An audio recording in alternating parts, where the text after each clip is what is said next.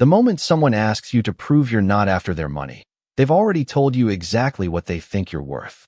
I still remember the way Emily Foster smiled that afternoon.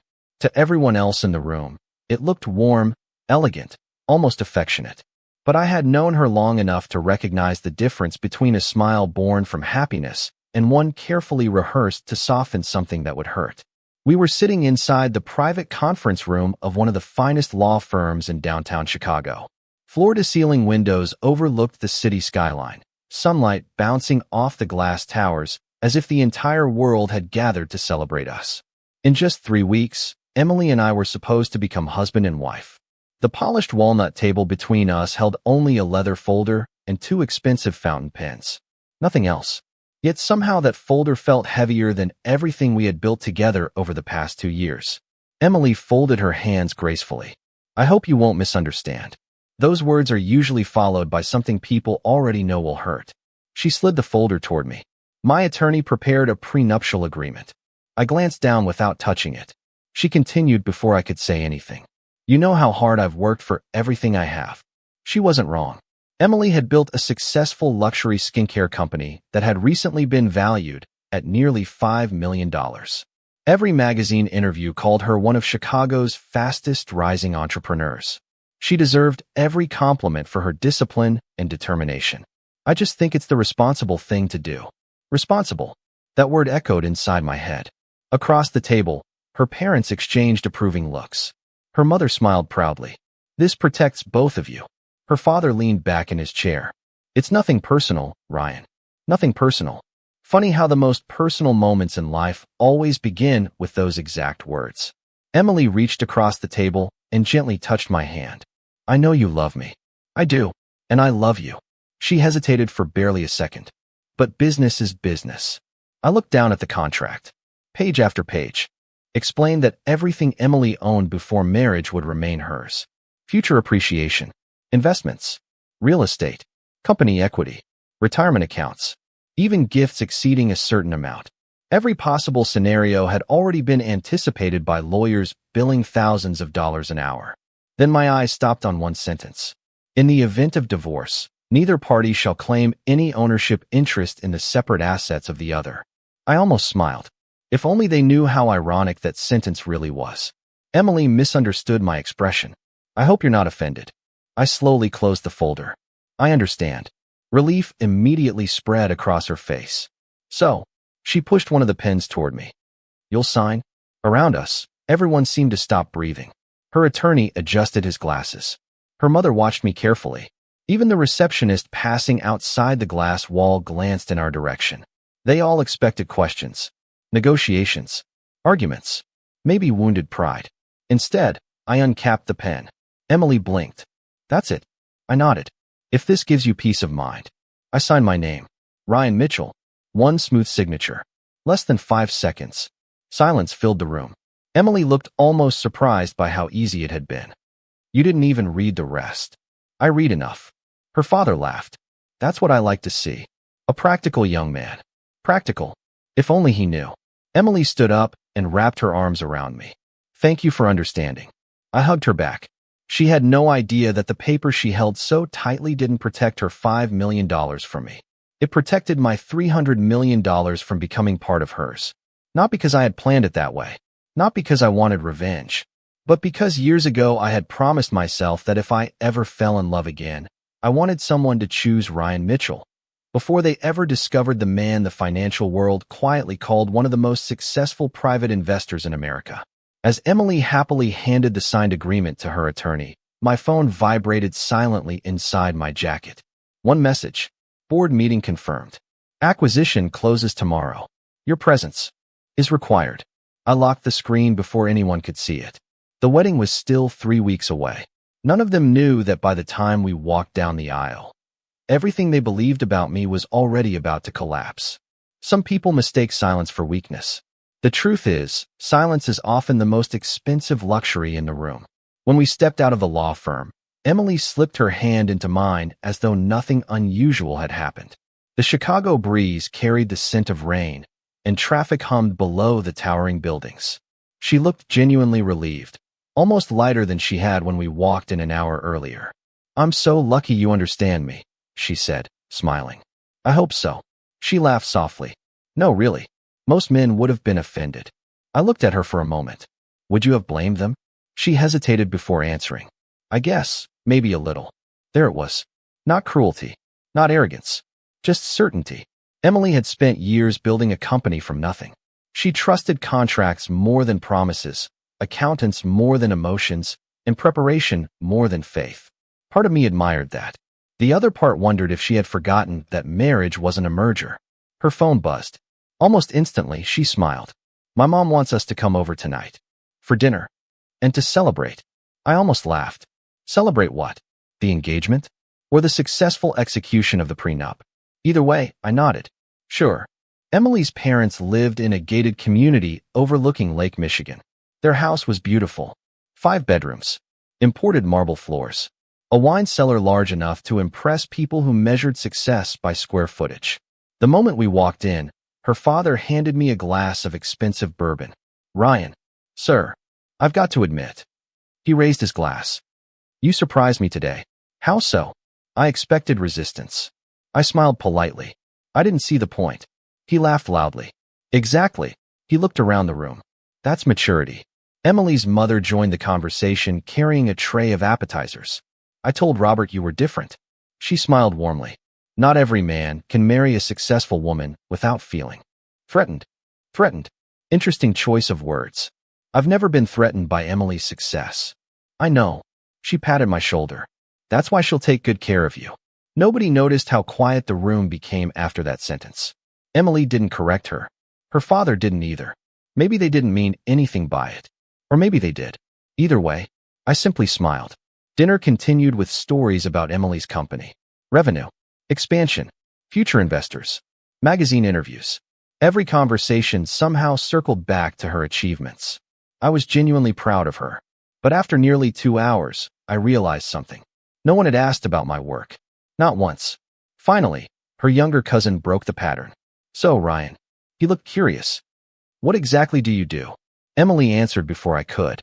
Finance. Her cousin nodded. Oh, what kind? She shrugged. He manages investments. There was something strangely amusing about hearing my career summarized in 4 casual words. Her uncle chuckled. So stocks. Something like that. You must do all right. I can't complain. Emily smiled. Ryan's very humble. If only she knew. My phone vibrated again. This time I excused myself and stepped onto the back patio overlooking the lake. The evening air was cool. The city lights shimmered across the water. I answered immediately.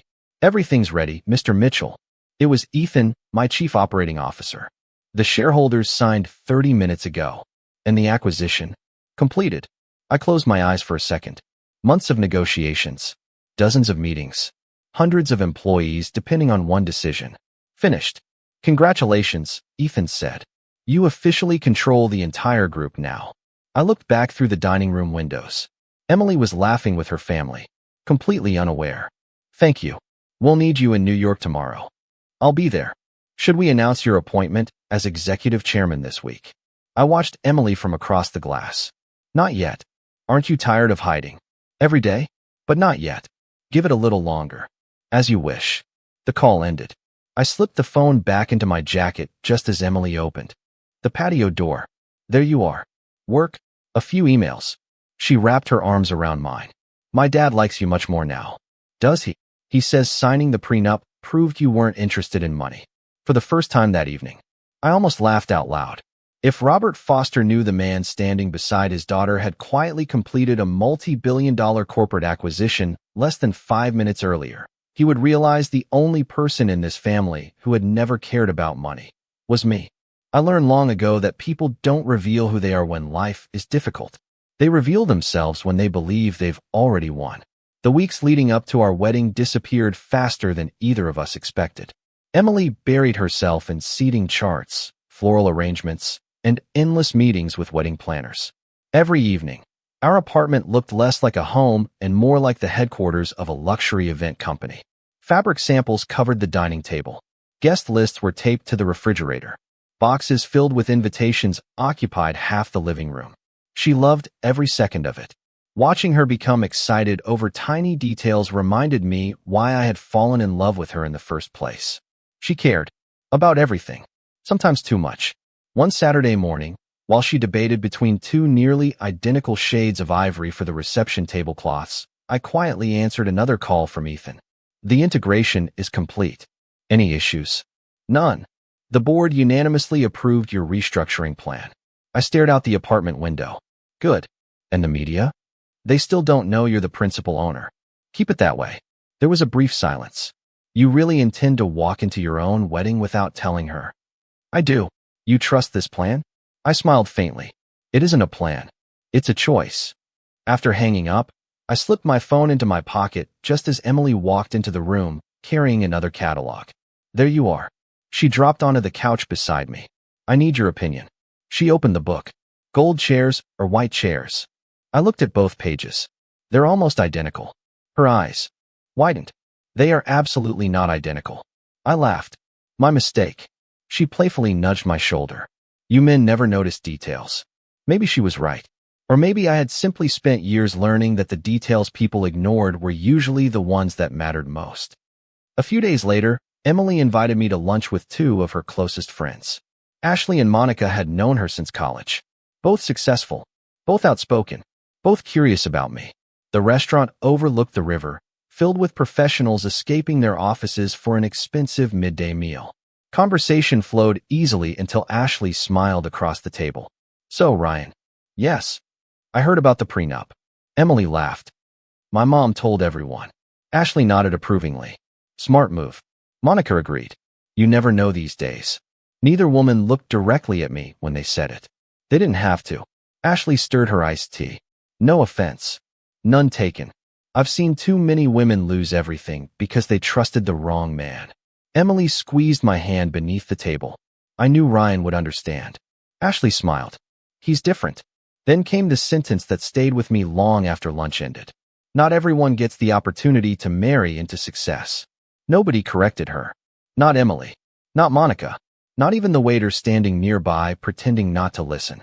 For just a second, I wondered what would happen if I simply opened my investment portfolio on my phone and placed it in the center of the table. One swipe. One screen. $300 million in assets. Entire conversations would change. Respect would arrive instantly. Questions would become compliments. Doubt would transform into admiration.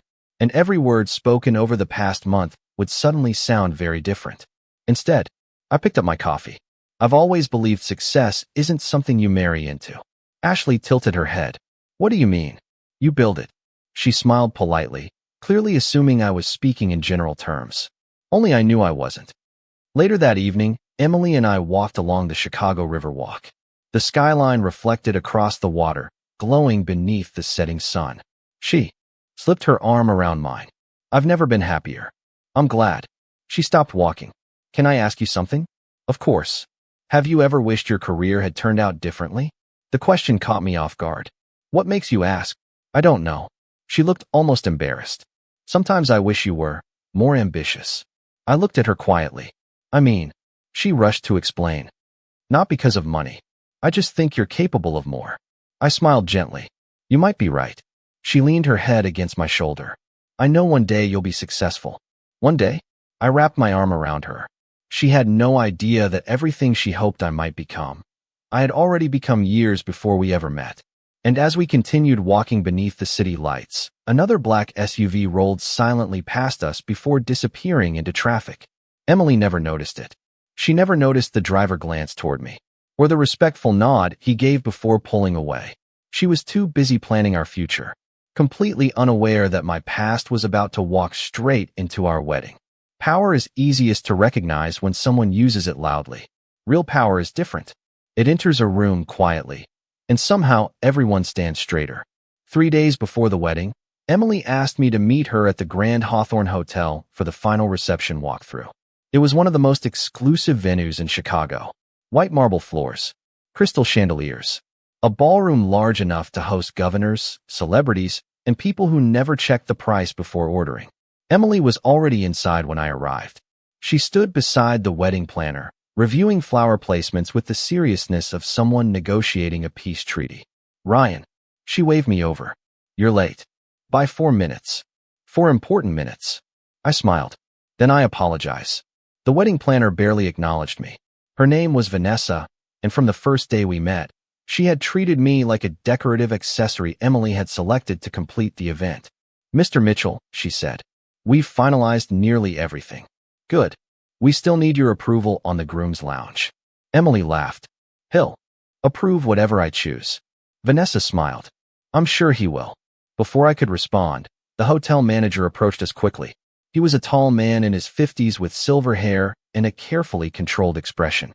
The moment he saw me, his pace changed. Mr. Mitchell. Emily glanced at him. You two know each other? The manager stopped. Only for half a second. But I noticed. We've met professionally, he said. That wasn't entirely true. His hotel group had requested financing from my firm 2 years earlier. I had approved it personally. Good to see you again, Thomas, I said. His posture became even more formal. The pleasure is mine, sir. Sir. Emily looked at me, then at him. You never told me you worked with this hotel. I've worked with many companies. Thomas nodded carefully. Mr. Mitchell has been very. My eyes met his. He stopped. Helpful. Emily smiled, already losing interest. Ryan knows people in finance. Thomas looked as if he wanted to say much more. He didn't. That was one of the advantages of working with professionals. They understood silence. We continued through the ballroom. Vanessa described the lighting. Emily discussed the centerpieces. I listened while my phone vibrated repeatedly inside my jacket. Once, twice, then a third time. I excused myself and stepped into an empty corridor. Ethan answered immediately. We have a problem. What happened? The European partners moved the meeting forward. To when? Tonight. I looked through the glass doors at Emily. She was standing beneath the chandelier, smiling as Vanessa adjusted the reception layout. I can't leave Chicago. You don't have to. Their jet lands in 90 minutes. I lowered my voice. They're coming here? They insisted. I closed my eyes. Keep them away from the hotel. That may be difficult. Why? They're staying at the Grand Hawthorne. Of course they were. Use the private entrance. I'll arrange it. And Ethan? Yes. No names. He understood immediately. Understood. I ended the call. When I returned, Emily was speaking with her father. Robert Foster had arrived unannounced, wearing a tailored gray suit and the confident expression of a man accustomed to being listened to. There he is, Robert said. The groom finally joins us. I was taking a call. Work? Yes. He smiled. Always good to stay busy. The tone was friendly. The meaning wasn't. Emily showed him the ballroom. Robert approved of everything until Vanessa mentioned the final cost. He whistled. Good thing my daughter can afford it. Emily laughed. Dad, what? He placed a hand on my shoulder. I'm only joking, Ryan. Then he leaned closer. Though after the prenup, I suppose we all know who's paying for what. Vanessa looked away. Emily gave an embarrassed smile. I said nothing. Across the lobby, the elevator doors opened. 3 men stepped out. One was the chairman of a global manufacturing corporation. Another controlled one of Europe's largest private banks. The third had appeared on the cover of every major business magazine in America.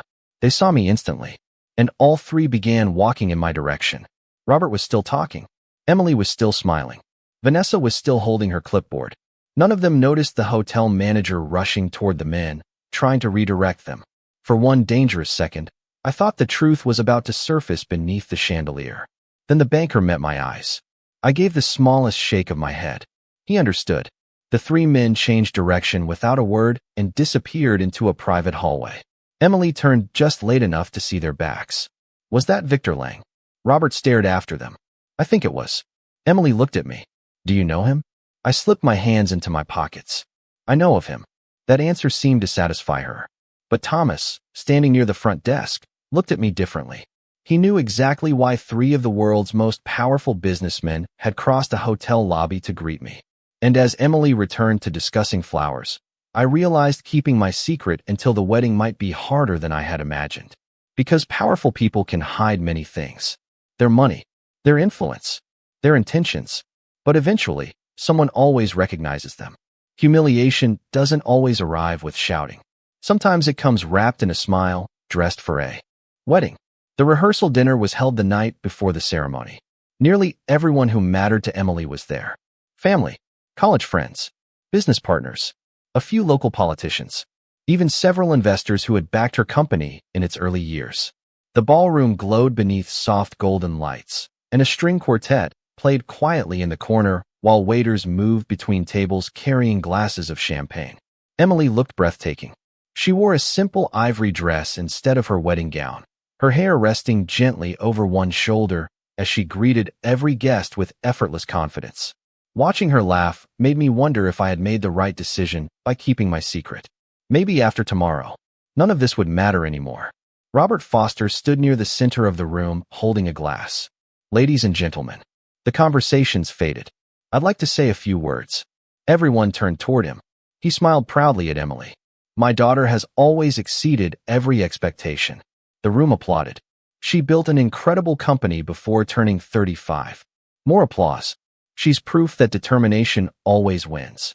I joined everyone else in clapping. Every word was true. Then Robert looked toward me. And tomorrow, he smiled. She'll marry a good man. A polite round of applause followed. A humble man. Another smile. A man who understands the value of hard work. He paused just long enough. And thankfully, the room grew quiet. A man who understands that my daughter's success belongs to her. Several guests laughed. So many marriages fall apart because money changes people. He lifted his champagne. That's why Emily made the smart decision to protect what she built. More laughter. More nodding. Someone near the back even whispered, "She's a smart woman." I noticed Emily looking slightly uncomfortable, but she didn't interrupt him. Robert continued. The prenup wasn't about distrust. He looked directly at me. It was about responsibility. Everyone turned toward me, expecting some kind of response. I smiled. I agree. Robert laughed. I knew you would. The tension dissolved. People returned to their conversations. But not before I noticed several guests studying me differently than before. Not with respect. With relief. As though they had quietly concluded I wasn't a threat. Dinner was served shortly afterward. I found myself seated between one of Emily's investors and her college mentor. The investor introduced himself. Daniel Brooks. We shook hands. So, Ryan. He smiled politely. What are your plans after the wedding? I'll keep working. In finance? Yes. He nodded. Private banking? Something close. He leaned back. You know, I always tell young people to marry ambition. Before I could answer, the mentor chuckled. Emily certainly did enough ambition for both of them. The table laughed. Daniel looked almost apologetic. No offense. I smiled. None taken. The strange thing was, I meant it. Because they weren't insulting the man I actually was. They were insulting the version of me they had invented. After dinner, guests gathered near the stage for casual speeches. Emily's maid of honor shared childhood memories. Her younger cousin told embarrassing stories. Then Ashley, the same friend from lunch, walked onto the stage. She raised her glass. I've watched Emily build everything from scratch. Cheers echoed through the ballroom. And tomorrow, she looked toward me. She's finally marrying someone who loves her for who she is. Applause. Then she added with a playful grin. And not because she's worth $5 million. Laughter filled the room. Several people actually looked at me before laughing, as if I were somehow part of the joke. Emily covered her face, embarrassed. Ashley, what? I'm kidding. The audience continued smiling. I simply lifted my glass. To Emily. Everyone echoed the toast. Only I knew that every joke made the coming truth heavier. As the evening wound down, I stepped onto the balcony overlooking the city. The air was cool. Below me, Chicago shimmered beneath thousands of lights. You always disappear when parties get loud. Emily's voice came from behind me. I smiled. I like quiet. She rested beside me against the railing. I'm sorry about some of the jokes tonight. They didn't bother me. They bothered me. I looked at her. Why didn't you say something? She hesitated. I didn't want to make everyone uncomfortable. For the first time in weeks, I saw uncertainty in her eyes. She reached for my hand. Promise me something. What? No matter what happens, we'll always be honest with each other. The words lingered between us. I wanted to tell her everything. Right there. Right then. About the companies. The board. The investments. The fortune. Every secret. Instead, I squeezed her hand gently. I promise. At that exact moment, my phone vibrated. One message. Private jet landed. Delegation has arrived. They insist on congratulating you before tomorrow's ceremony. I stared at the screen for only a second before locking it. Because somewhere inside the same hotel, three of the most influential businessmen in the world had just arrived. And if even one of them recognized me in front of Emily, the wedding would never unfold the way anyone expected. There are moments when your entire life changes before anyone else realizes the room has gone silent. The wedding morning began with perfect weather, blue skies, a gentle breeze, the kind of day every bride hopes for. The Grand Hawthorne Hotel buzzed with controlled chaos. Makeup artists hurried between suites. Photographers adjusted lighting. Florists carried the last arrangements into the ballroom, while musicians tuned their instruments. From my suite on the top floor, I could see nearly the entire city. Chicago looked peaceful. Inside the hotel, nothing was. I had just finished buttoning my jacket when there was a quiet knock at the door. 3 short taps. Ethan. I opened it. He stepped inside without a word, followed by 2 familiar faces. Victor Lang, chairman of one of Europe's largest banking groups, and Michael Hawthorne, the billionaire owner of the hotel itself. Both men wore tailored suits. Both carried the quiet confidence that came with decades of influence. The moment they entered, they smiled. Congratulations, Ryan. Victor extended his hand. I was afraid we wouldn't get the chance. I shook it firmly. You almost didn't. Michael laughed. We've spent 20 years negotiating billion-dollar transactions, and somehow attending your wedding turned out to be more difficult. Ethan placed a black leather folder on the table. The final documents. I barely glanced at them. They can wait. Victor looked around the suite.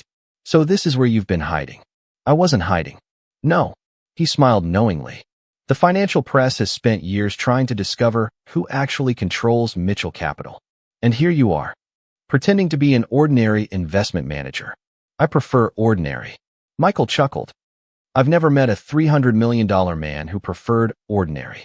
Before I could answer, another knock came at the door. This one wasn't planned. Everyone froze. Ethan immediately gathered the documents. Victor straightened his tie. Michael stepped away from the center of the room. I opened the door. Emily stood there. She was already wearing her wedding gown. For a moment, I forgot to breathe. She looked beautiful, radiant, the kind of beauty that had nothing to do with expensive fabric. I know we're not supposed to see each other, she whispered with a guilty smile.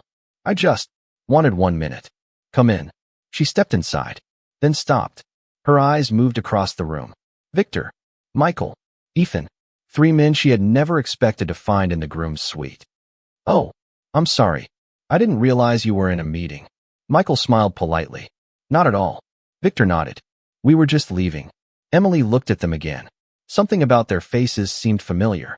Then recognition flashed across her expression. I know you. Victor smiled. Do you? I've seen you on CNBC.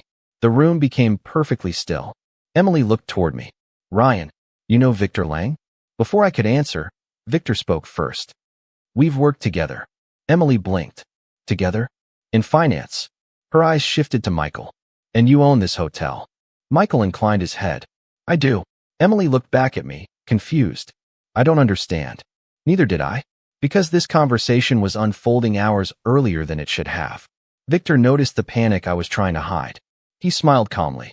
Mr. Mitchell has been one of our most valued business partners. Emily stared at me. What does that mean? I opened my mouth. Nothing came out. Ethan quietly stepped forward.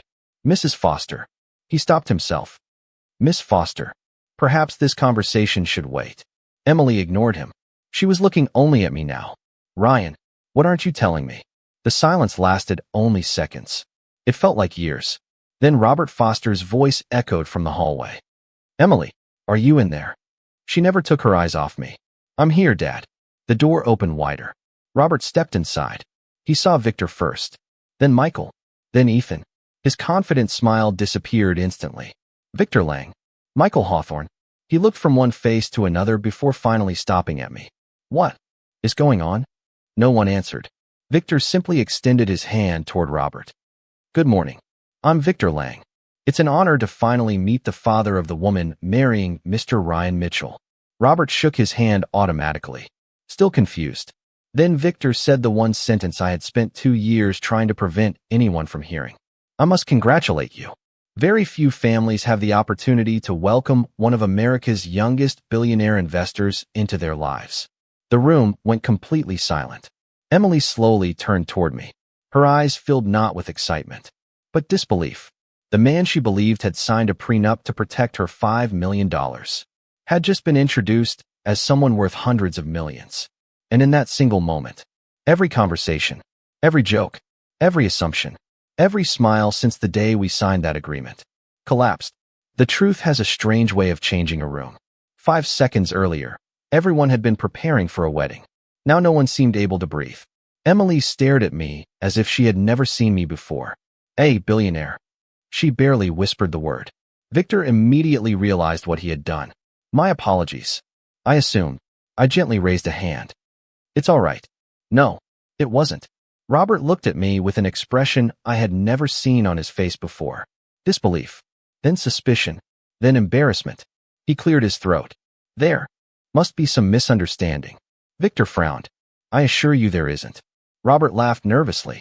"I think you've mistaken Ryan for someone else." Michael Hawthorne spoke before anyone else could. "I've known Mr. Mitchell for nearly 7 years.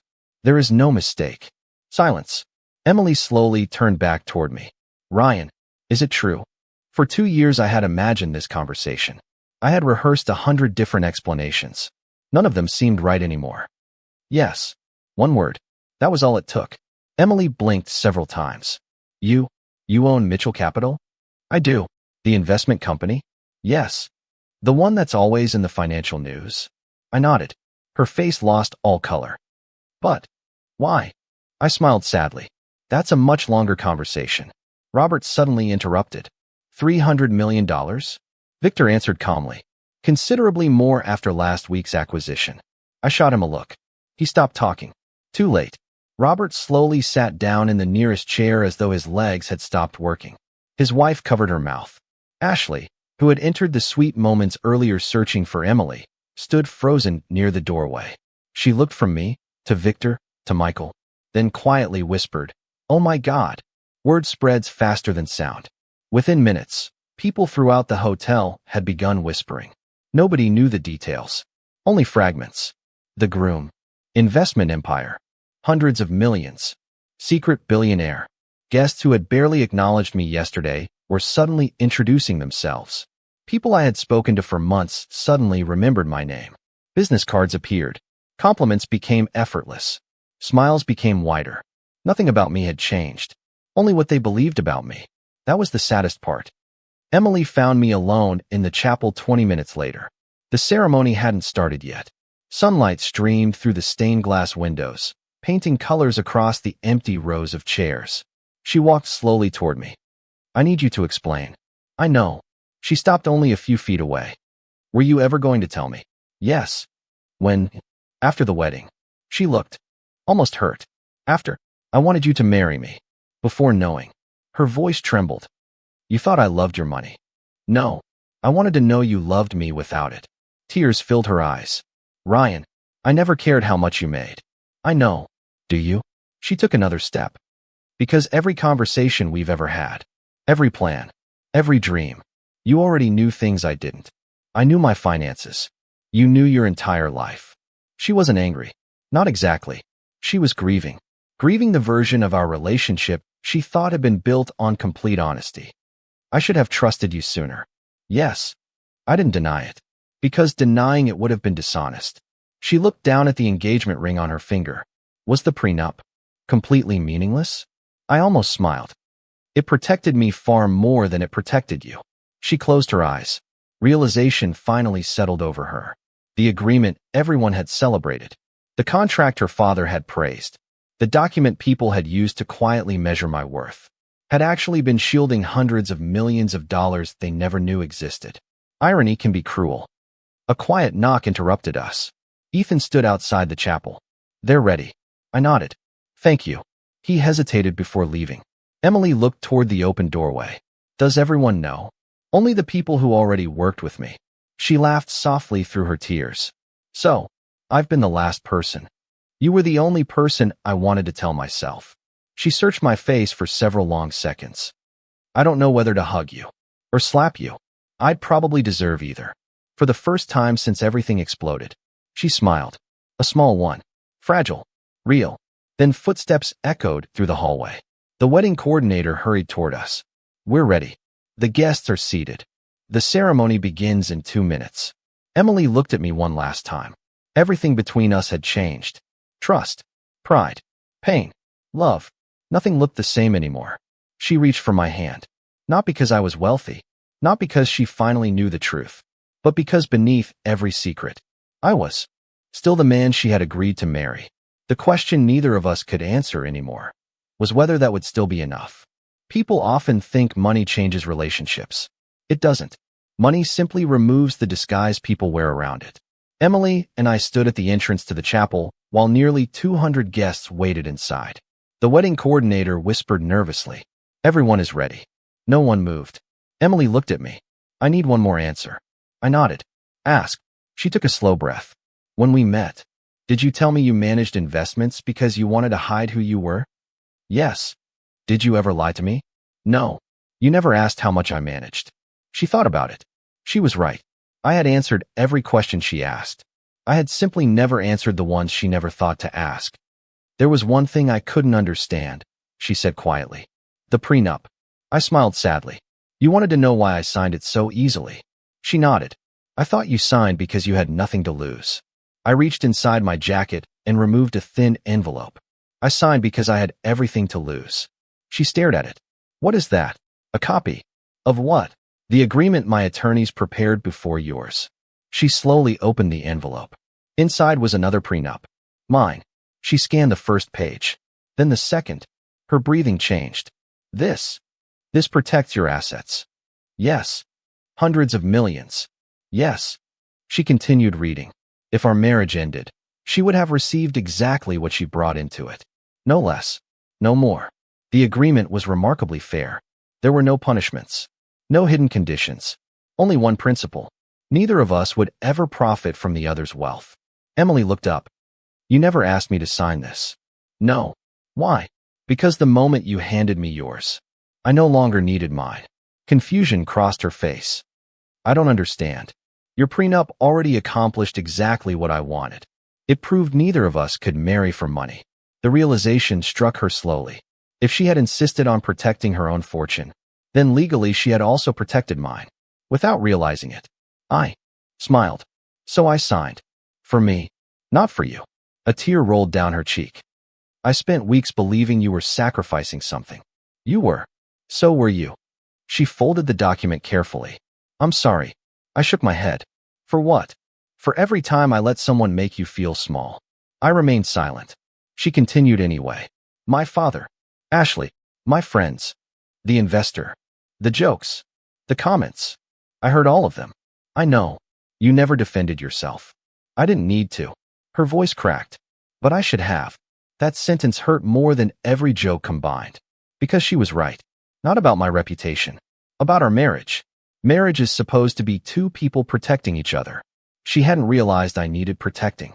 Not from insults. From assumptions. Outside the chapel, Robert slowly approached us. For the first time since I'd met him.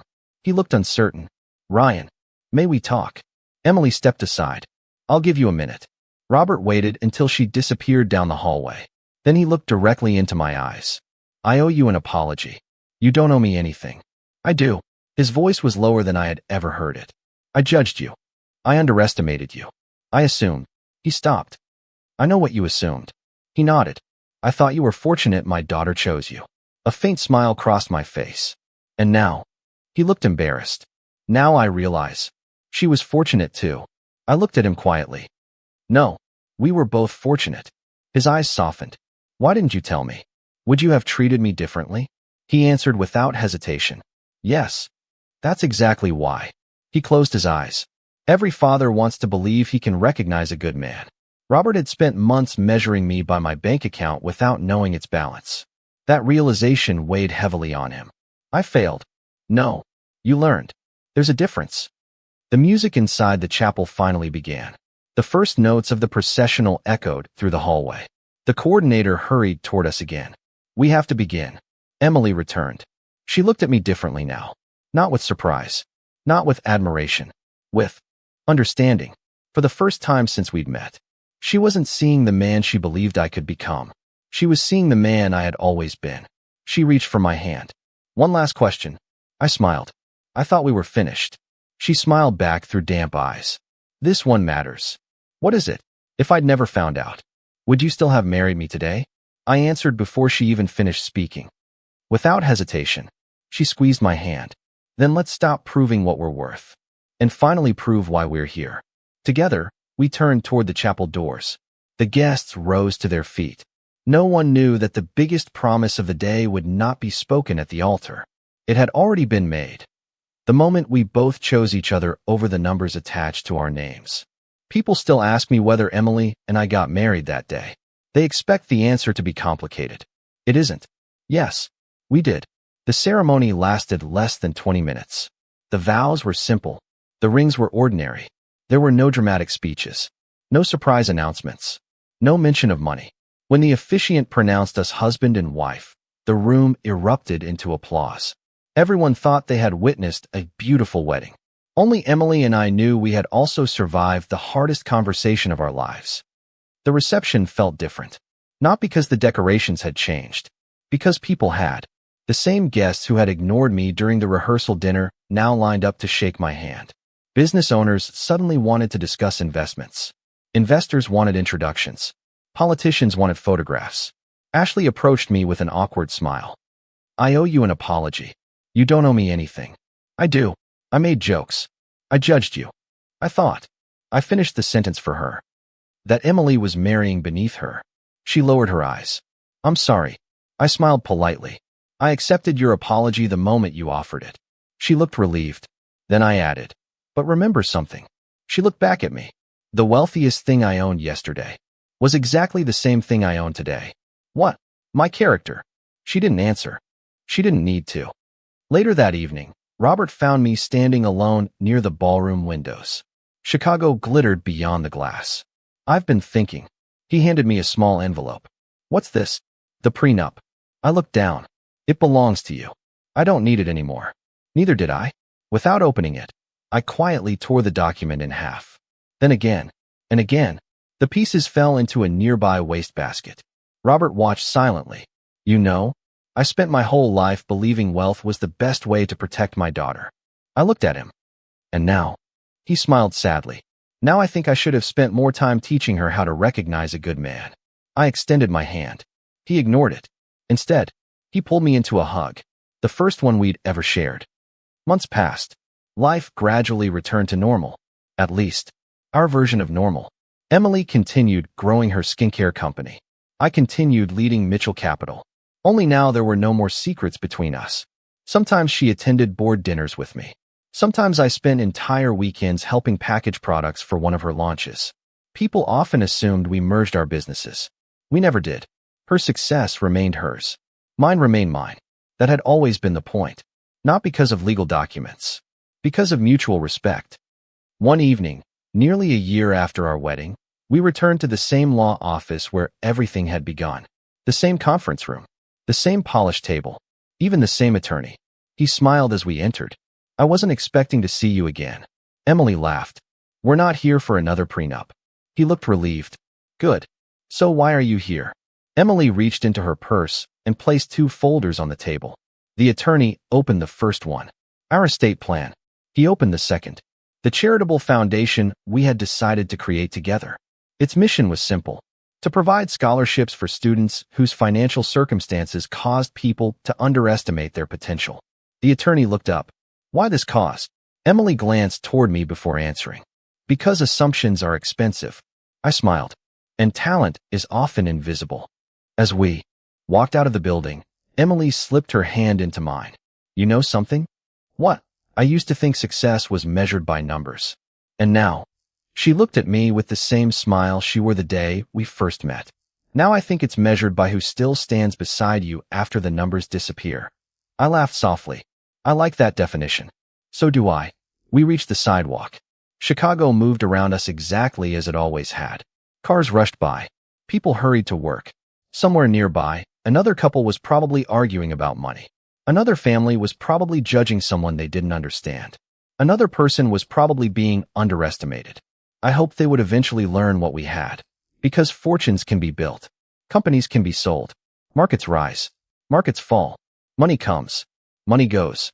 But the way you treat someone before you know what they can give you, that becomes the only investment whose value never changes. I signed a prenup that day because everyone believed I had nothing worth protecting. The truth was, I wasn't protecting my fortune.